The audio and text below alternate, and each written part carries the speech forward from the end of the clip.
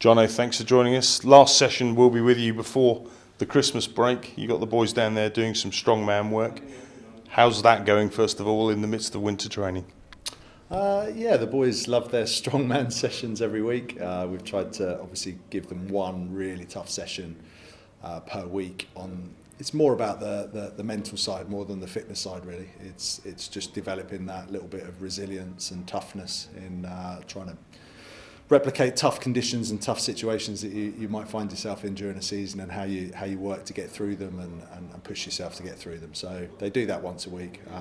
The rest of the week is skills based, so we've worked hard on the areas that we feel we need to improve on from last year, and the areas also that we know that the First Division are going to throw at us as well. So we've worked hard at that. It's been really progressive, looking forward to, now the boys are looking forward to a little bit of a break over Christmas and start again in January. Good stuff. Johnny, you returned to the club back in February. I know the first couple of months in pre-season, leading into those pre-season games, which infamously became known as games 1, 2 and 3, you focused an awful lot of your time on batting against the new ball and the moving ball. Is that something you'll look to replicate coming into this season? Because I'm guessing the conditions won't change in Div 1. If anything, it'll be a little bit harder.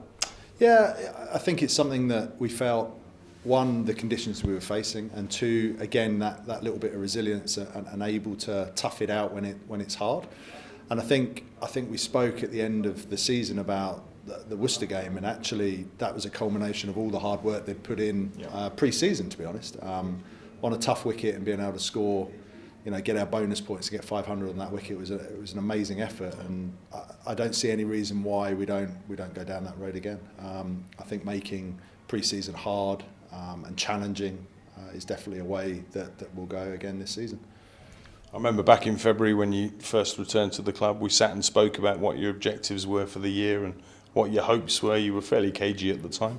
I guess if I'd managed to nail you down, you'd have probably said getting promotion wouldn't be a bad way to end the year.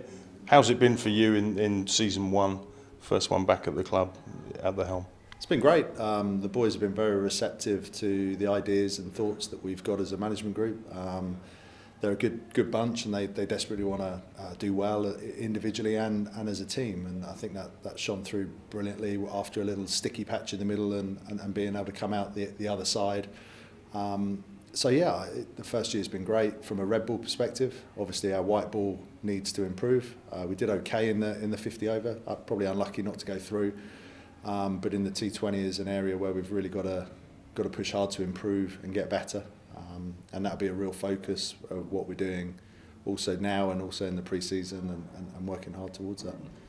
I mean, we had the dream start in the season, really, unbeaten in April and May, and then things turned a little sour, obviously, in that T20 campaign. You persisted with backing youngsters, and we spoke at length about the policy of backing those youngsters, giving them game time, giving them the opportunities to mature and gain more match experience. We're another year on going into 2023, so those players will be much better for that backing you gave them this year. Yeah, I mean, that's the plan. We didn't just set about picking a team when the first game came along. It was definitely planned out. I know not everybody agrees with what we're doing, but that's fine. We're the ones who have to make the decisions, and we're the ones that get hired or fired because of them. So we're quite clear as a club on what we're trying to do. And we'll continue to work hard to progress it. We sit here as fans. I sit here as a fan as well as the head coach, and I want us to desperately do well in all formats. And we'll be working really, really hard to make sure that happens. Yes, it's something that we are desperately trying to work on, but we're not going to take our eye off the red ball either. Traditionally, as a club, we know we're strong in that area, and we want to continue the progress that we're making. As you know, you mentioned it earlier, we're not going to make bold statements about what we're trying to achieve, because I think that's dangerous. We want to win every game. That's simple, but there's a process to that, and we'll continue to work on that process. One season in, Jono, what's been your biggest challenges you've faced this year? Obviously, there's been a measure of success with that promotion, a measure of disappointment, I guess, with the white ball form. What would you say across the season has been your biggest challenge? I don't think it's any one particular thing. I suppose from my point of view, I'm new to this. It's my first year fully as a head coach, and so every challenge that comes up is a new thing for me to deal with and handle. So I'm learning all the time, but I'm surrounding myself with good people. Rory Coots has been amazing for me as assistant coach.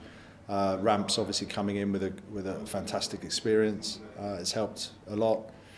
So it's surrounding yourself with good people definitely helps, and we do it together. And that's probably the biggest learning curve, is just how to manage all that and make sure that outwardly we're calm and we're collected and we're aware of issues or whatever, but we don't make them big things, and we plough on in a calm manner.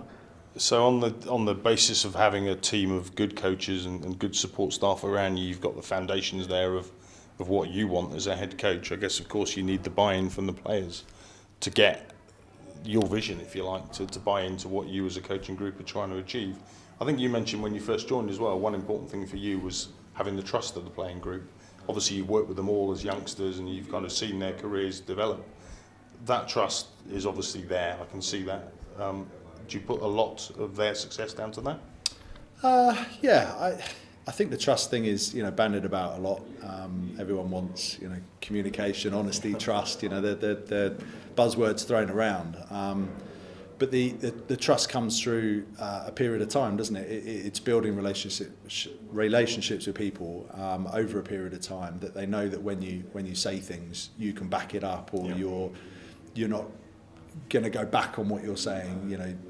You're upfront, and they know that, and you can only do that over a period of time. And so that's why pre-season last year when I took the job, it was one of the things I said was, knowing these guys and them knowing me was actually a good starting point. I haven't had to bed in for a year. We have that relationship, and we've continued to build that throughout this year with the rest of the coaching staff as well. And we're in a good position in that, but that doesn't automatically make you win games of cricket. You've got to bring in all the different aspects to do that. So we're in a good place. The boys are in a good place. We're excited about next year. We're looking forward to First Division cricket. We know it's going to be tougher. We haven't been there for 5 years. Half the playing group haven't played First Division cricket. It is different. The better players are in that First Division, and every game is going to be a hard game. It's like playing knots every week, and we know how hard that was last year. But the boys understand that, and they're looking forward to that challenge. It's up to us as a management group to keep pushing them in the right direction, but also to keep calm. If things don't go well, we'll keep calm, and we'll keep pushing the good stuff that we're doing. Some phenomenal standout performances this year, John. You look at Helm, you look back to his very best. You look at Rojo, who, whilst the clock is ticking and he's getting on, he just seems to grow into a better player with maturity. You look at Simo, that solid pairing of Rocky and Robson up top. Huge amount of positives to take from this year into next year. Yeah, again, I think I said when I took the job, the senior players are crucial. A lot of responsibility is going to fall on their lap to help and guide and nurture the younger players. We've got that in abundance in our Red Bull side, and they lead brilliantly. And then the young players who had good years as well, with Maxi and Luke and these guys coming through, Ethan, was fantastic. And but that's led by those senior players taking the responsibility. Now I know a lot of people are saying, well, you need that in the T20, and don't let people go who've got experience, or play your experienced players. But you've got to have the white ball nous as well. You've got to be, and that's where we're lacking a little bit. But that's why we put experience into them last year.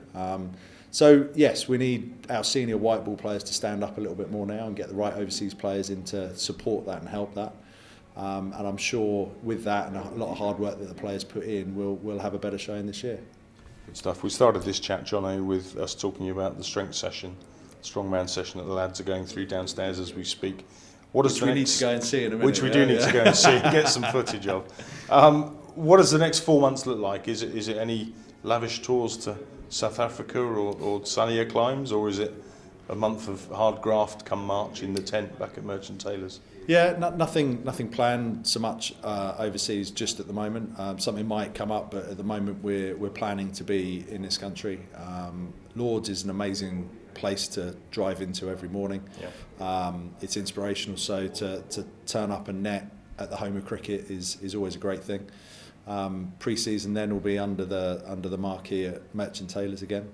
That was a fantastic facility we had there last year, and we'll do the same this year.